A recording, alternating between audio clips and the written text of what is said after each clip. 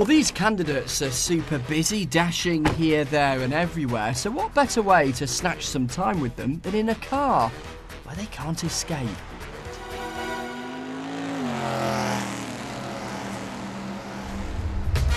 Jack is turning, but the race is in my head. I'm attacking the illusion, but the stopping doesn't matter.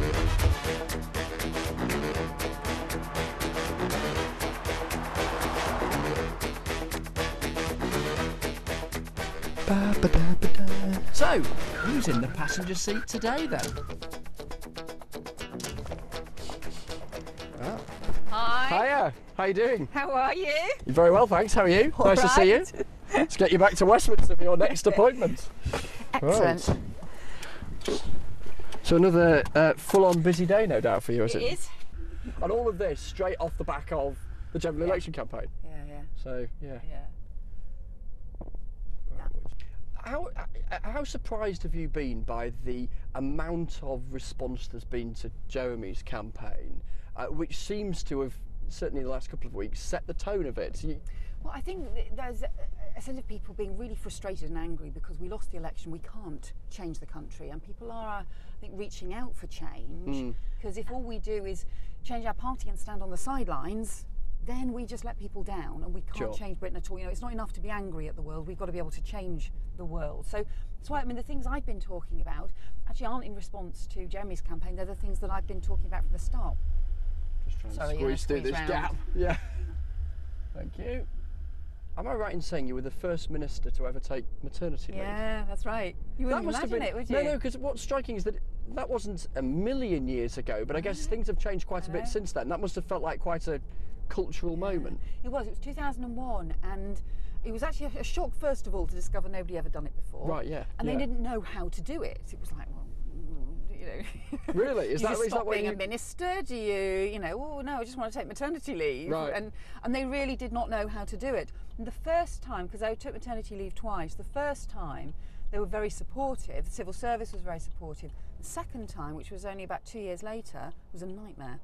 And actually I faced a lot of resistance, I felt a lot of prejudice, and it makes you realise if that can happen to you when you're a government minister, you know, imagine the pressure so many women face across the country. You've got thousands of women who lose their job every year when they take maternity leave.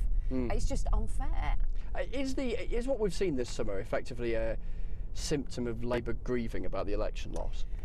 I think it partly is. I think it's a sense of despair that we've got 5 more years of the Tories, and we've got 5 more years of a Tory government, and, you know, being honest, opposition sucks. You know, because you can't do anything. You can't change things. You can't, you know, you can go on protest marches, and I've been on a lot of them, but, you know, what can you actually do to change things? And I feel it in the constituency, and I have, you know, somebody comes to me and they've got bedroom tax arrears, and you think, well, what can I do to solve it? Beyond politics, when you have a moment off politics, which I appreciate in the last few months, you won't have had many. What do you, what keeps you going when you're not working? I guess there's family. Yeah, do you find yourself watching, I don't know, Bake Off and Strictly and all those kind of things? I tell you what, I'm really looking forward to is Doctor Who coming back. Ah. The Doctor Who series. Fantastic. So yeah, it's watching telly and then the kids, and it's they're at that age where I feel I'm more like a parent taxi service. You know, you just you spend most of your time just dropping them off places rather than actually getting to talk to them about anything. Yes. Maybe, I don't know if this is a wounding thing when it's said or not, but some people have suggested that your campaign has been boring. I'm not going to go to the extremes of the party. Right. I'm not going to go to the extremes of the right, to the extremes of the left.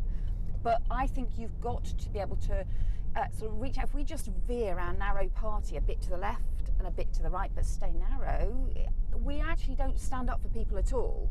But how do you shift that perception that opinion polls would suggest is in the minds of plenty in the electorate, particularly the kind of people that Labour have to win back, that you guys can be trusted with the economy? Well, I mean, look, you have to be very firm about and confident about what actually happened, and talk about that with some confidence rather than run away from it. I think I think one of the other things that we didn't get right before the election was people felt like we were pushing business away, that we didn't want to work with business. And of course you need to. This is the new jobs of the future that we need. You need government and business working together. And I did have People say to me, people who run big businesses, run small businesses, say they felt like Labour didn't want their votes. We have to be able to reach out and say to everybody, whatever their circumstances, whoever they are, if you believe in that stronger economy and you believe in a fairer, less divided country, I want people to feel like Labour's their home.